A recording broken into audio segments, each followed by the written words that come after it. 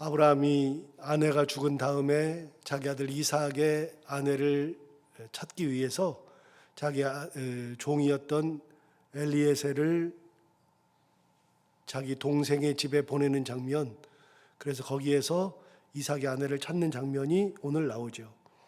1절에 보시면 뭐라고 나오냐면 아브라함의 나이가 많아 늙었고 여호와께서 그에게 범사에 복을 주셨더라 그랬는데, 여러분, 아브라함의 나이가 많아 늙었다 그랬는데 아브라함의 나이가 몇 살일까요? 아브라함의 나이가 굉장히 많이 늙었다 이렇게 되어 있습니다.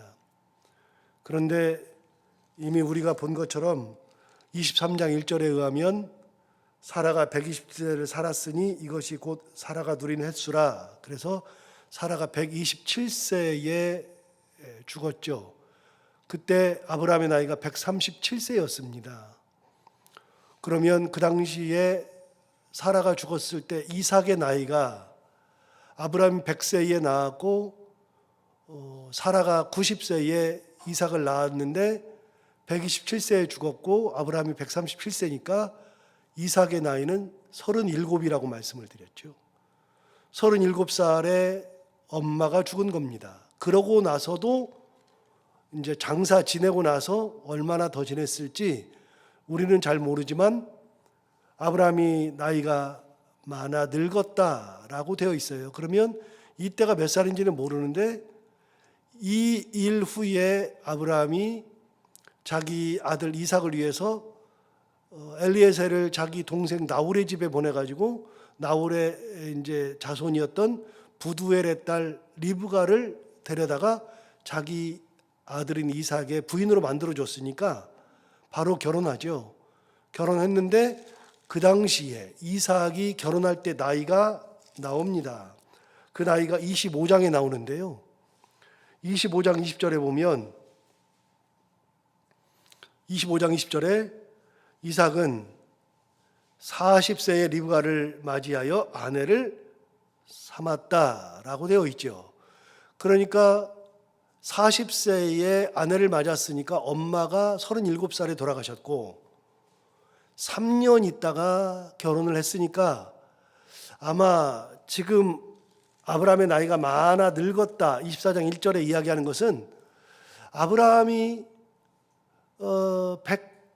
137세에 아내가 죽었고 140세에 며느리를 봤으니까 아마 140살 혹은 139세 정도 되었을 겁니다. 아브라함의 나이를 추정할 수 있죠. 이렇게 앞뒤를 보면. 근데 그 아브라함이 나이가 많아 늙었죠. 늙었으니까 이제는 기력이 없고 뭔가를 할 수 없는 그때가 되었는데, 그런데 1절을 다시 보시면 24장 1절을 보시면 오늘 본문을 보시면 아브라함이 나이가 많아 늙었고 여호와께서 그에게 범사의 복을 주셨더라라고 되어 있죠. 아브라함은 그의 범사에 늙었을 때에 역시 하나님에게서 범사의 복을 받는 그런 삶을 사는 거죠. 여러분, 노년이 하나님 앞에 이렇게 범사의 복을 받는 것은 무엇보다도 중요한 거죠. 노년에 하나님의 복을 다 빼앗기는 사람이 있는가 하면 노년에 하나님의 복을 누리며 사는 사람이 분명 있을 거란 말이죠. 여러분, 내가 지금까지 읽어놨던 것도 중요한데 내가 노년이 되었을 때 읽어놨던 것이 더 잘 되거나 그것으로 인해서 내 인생이 더욱더 괜찮게 되거나 이렇게 돼야 되죠. 그런데 아브라함의 노년은 범사에 하나님께서 복을 많이 주신 인생. 그러면 범사에 복을 많이 주셨다는 것은 경제적으로도 그랬을 것이고 자녀의 문제에 있어서 그럴 것이고 사람들과의 관계에 있어서도 그럴 것이고 여러 가지 면이 다 있겠는데 하나님께서 아브라함의 노년에 범사에 그랬으므로 경제적인 면이나 자식의 문제나 아니면 사람들과의 관계의 문제나 힘에 있어서나 범사의 형통함의 은혜를 누렸으면 그의 범사는 부족할 것이 없다. 하나님의 은혜가 참 컸다. 이렇게 말씀을 드릴 수 있죠. 여러분, 이게 모든 것이 다 범사에 잘 되는 것이 쉬운 것이 아닙니다. 근데 아브라함은 아무튼 그런 은혜를 받았어요. 자, 그런 은혜를 받았는데 이제는 때가 되어서 아들을 위해서 이제 아내를 맞이해 줘야 되는데, 아브라함의 원칙이 하나 있습니다. 아브라함의 원칙이 있는데 그게 뭐냐? 3절을 보시면 아브라함이 자기 아들에게 아내를 만들어주는 원칙이 뭐냐면, 3절에 내가 너에게 하늘의 하나님 땅의 하나님이신 여호와를 가리켜 맹세하게 하노니 너는 내가 거주하는 이 지방 가나안 족속의 딸 중에서 내 아들을 위하여 아내를 택하지 말아라. 이게 원칙 중에 하나입니다. 이 땅, 이 지방 가나안 족속의 딸 중에서 내 아들을 위하여서 아내를 택하지 말아라. 이렇게 말했죠. 자기가 가나안 땅에 살았어요. 가나안 땅에 75세가 되어서 이제 지금 140세가 됐다면, 그럼 여러분 65년 정도가 지난 거 아닙니까? 65년 동안을 가나안 땅에 살면서 내린 결론이 뭐냐? 이 가나안 땅에서는 내 아들의 아내를 찾으면 안 된다는 게 결론입니다. 이유가 뭐예요? 여러 가지가 있겠죠. 여러 가지가 있는데 중요한 거는 아브라함이 내린 결론은 안 된다는 겁니다. 가나안 땅에서는 안 된다는 겁니다. 65년 동안 산 결론이 그겁니다. 그러면 이 땅에서 아내를 삼았을 때에는 문제가 있다는 거예요. 마음에 안 든다는 거거든요. 가장 큰 문제는 가나안 땅에 있는 사람들은 하나님을 하나님으로 고백하지 않아요. 아무리 같이 있어도 그들은 65년을 같이 살았어도 하나님을 하나님으로 고백하지 않았어요. 그러니까 본인이 힘이 세서 얼마든지 가나안에서 아내를 취할 수 있죠. 왜 못 취해요? 그런데 원칙 하나는 이 땅의 거민들은 안 된다는 거. 65년 만에 내린 결론 아닙니까? 여러분, 아브라함의 아들은 이삭만 있는 게 아니라 또 하나 있었죠. 하갈. 하갈도 아들을 낳아서 이스마엘이라고 했었죠. 여러분, 이스마엘은 아내를 취한 얘기가 성경에 나옵니다. 이스마엘이 아내 취한 얘기. 어디 나와요? 하갈이 쫓겨난 다음에, 이스마엘과 함께 쫓겨난 다음에, 그 다음에 광야에서 물을 찾고 그런 얘기가 나온 다음에 맨 마지막에 이스마엘이 아내를 취하는 장면이 나옵니다. 21장 한번 가볼까요?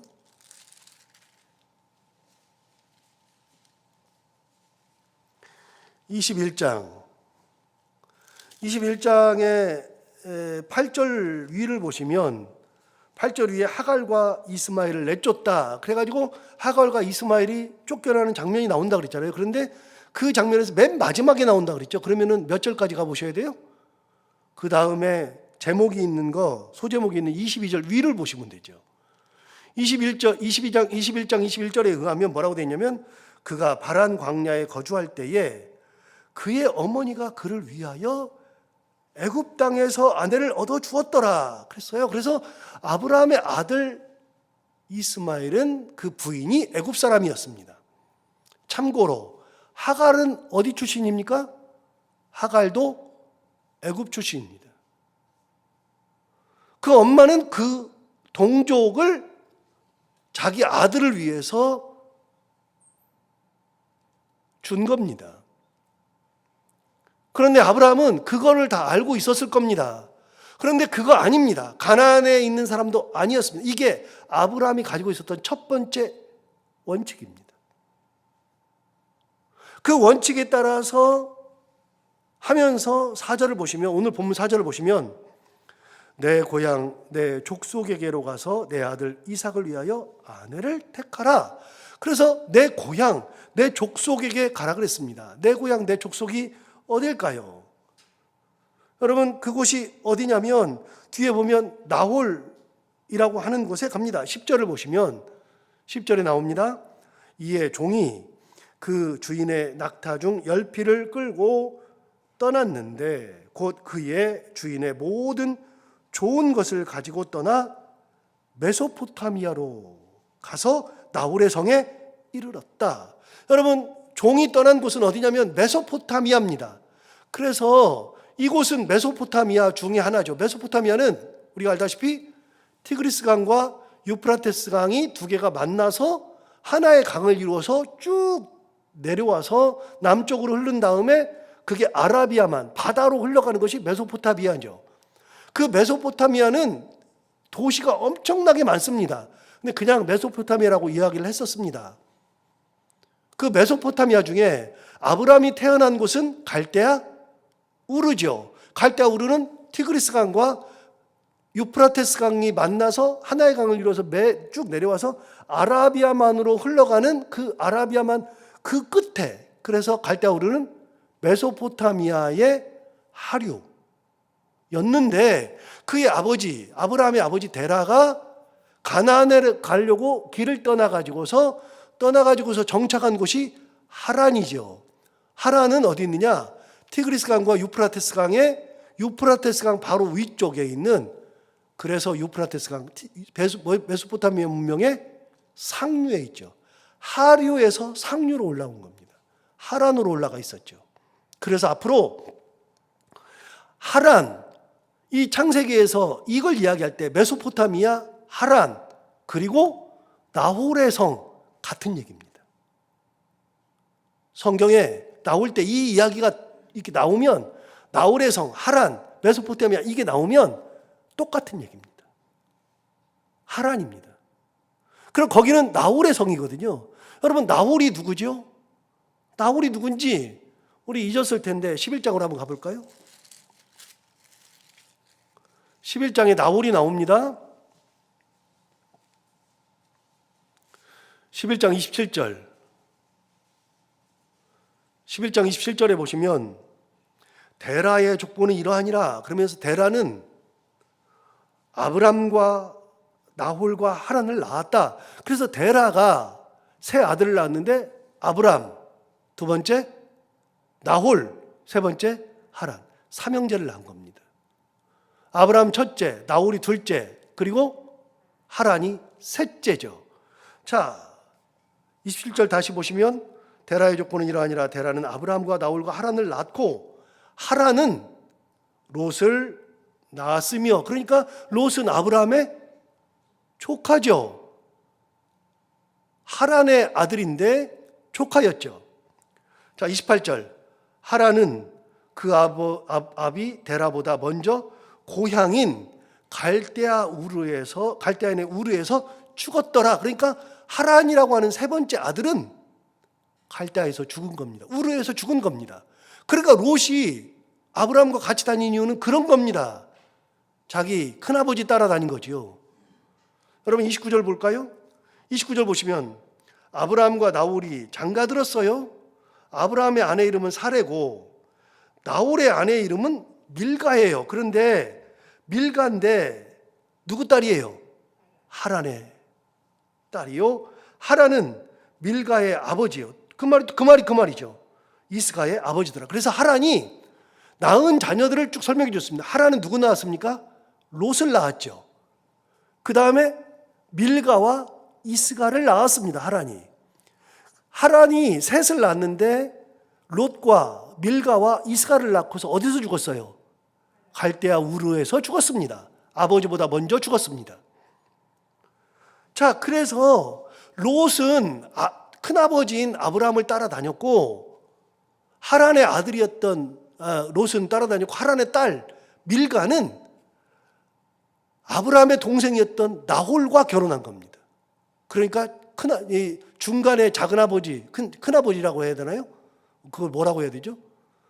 자기 아버지보다 바로 위에 아버지, 그 아버지랑 결혼한 겁니다. 하란의 딸이. 옛날에는 그랬으니까요. 여러분 이렇게 해서 자 보시면 31절 보시면 계속해서 31절 보시면 데라가 그 아들 아브람과 하란의 아들인 그의 손자 롯과 그의 며느리 아브람의 아내 사레를 데리고 갈대아인의 우르를 떠나 가나안 땅으로 가고자 하더니 어디에 이르렀느냐? 하란에 이르러 거기 거류하였다. 그래서 갈대아인의 우르를 떠나서 하란에 갔죠. 그래서 여러분 하란은 두 가지입니다. 하란은 아브라함의 막내 동생 이름도 하란이고 아브라함이 갈대아 우르에서 떠나서 정착한 그곳도 하란이고 지명도 하란이고 이름도 하란이에요. 그래서 하란은 롯과 밀가를 낳았는데 롯은 큰아버지 아브라함을 따라다니고 딸이었던 밀가는 아브라함의 동생인 나홀하고 결혼하죠. 이게 나오죠. 자, 나홀은 하란에 그대로 있습니다. 하란에.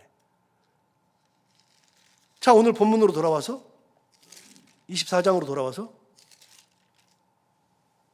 24장 10절을 보시면 이렇게 얘기했잖아요.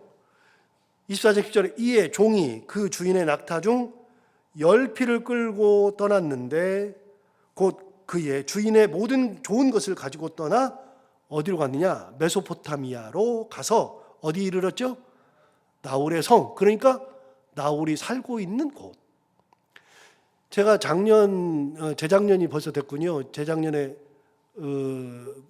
저 안식년이 있어서 그때 터키를 다시 한번 갔는데 터키를 6번을 갔는데도 불구하고 하란을 못 가봤어요. 왜냐하면 터키 성지순례는 하는 데는 이렇게 몰려 있는데 하란은 저 위쪽 터키 위쪽에 있어가지고 거기를 가려면 시간을 2일을 빼야 돼요. 그러니까 성지순례를 갈 수가 없어요. 그래서 못 가다가 이번에 하란에 갔다 왔거든요. 하란에 갔더니 여기 보면 우물이 나오잖아요. 우물이 있어요. 거기에 뭐라고 돼 있느냐? 야곱의 우물이라고 돼 있어요. 야곱도 거기 가거든요. 야곱도 여기를 또 가요. 그런데 거기를 갔더니 야곱의 우물이 있고 거기가 바로 하란이죠. 제가 하란을 가서 직접 봤어요. 거기가 무슨 성이라고 성경에 되어 있느냐? 나홀의 성이라고 되어 있죠. 결국 아브라함이 누구에게 보내요? 아브라함이 가지고 있는 원칙은 뭐냐? 이 땅에 있는 가나안 여자는 안 된다. 두 번째, 여기가 아니라 내 동족에게 가서 거기서 아내를 취해야 된다. 왜냐하면 거기는 내 동족들은 하나님을 믿고 있으니까. 여러분, 가나안 땅에서 아내를 취하지 말라 그랬는데 실제로 여러분 가나안 땅에 가서 아내를 취하지 않아야 될 것이 훗날 여러분 야곱의 형이었던 에서가 결혼을 했는데 에서는요 누구랑 결혼했느냐? 26장 한번 가볼까요? 에서가 결혼한 장면이 나옵니다.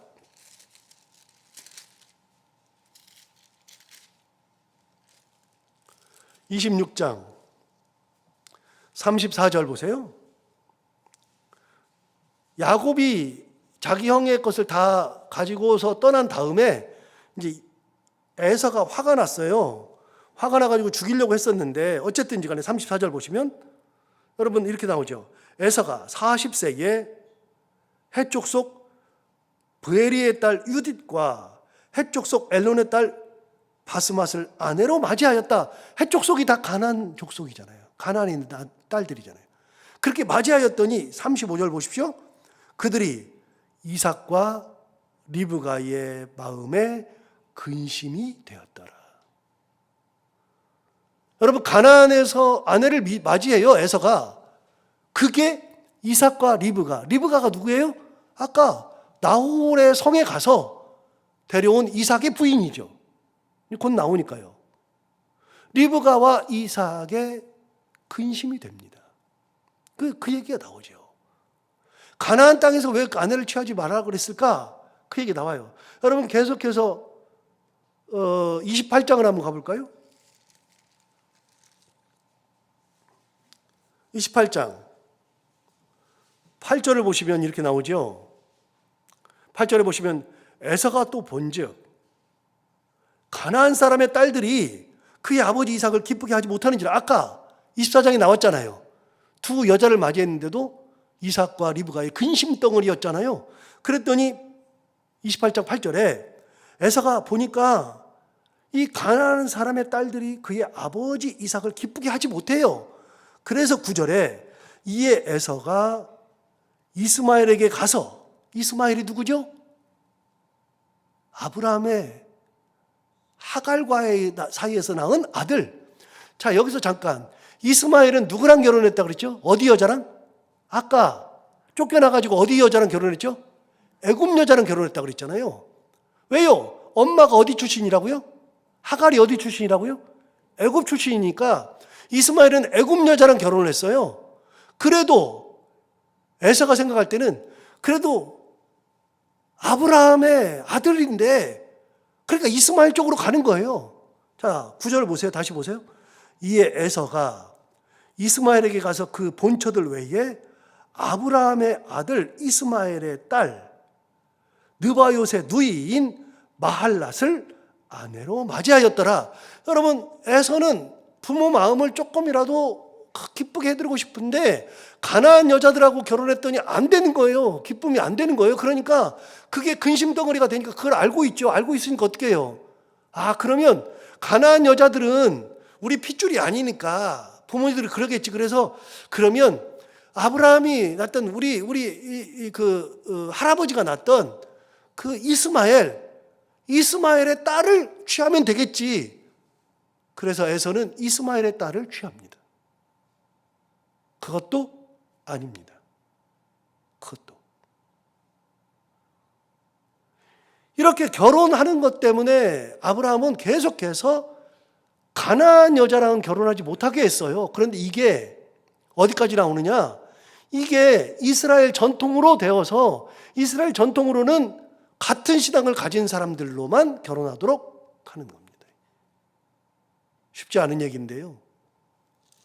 그렇게 해서 이삭이 가지고 있었던 가장 큰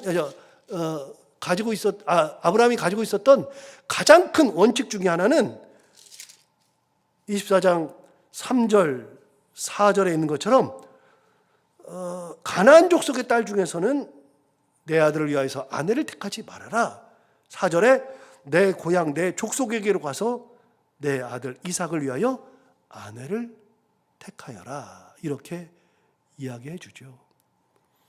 그래서 믿음의 가정을 만들어 주려고 노력하는 거예요.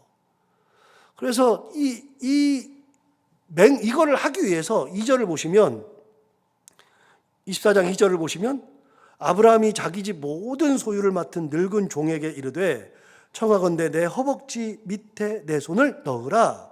내가 너에게 하늘의 하나님 땅의 하나님이신 여호와를 가리켜 맹세하게 한다. 내 허벅지 밑에 손을 넣고서 하늘의 하나님과 땅의 하나님으로 하여금 맹세해라.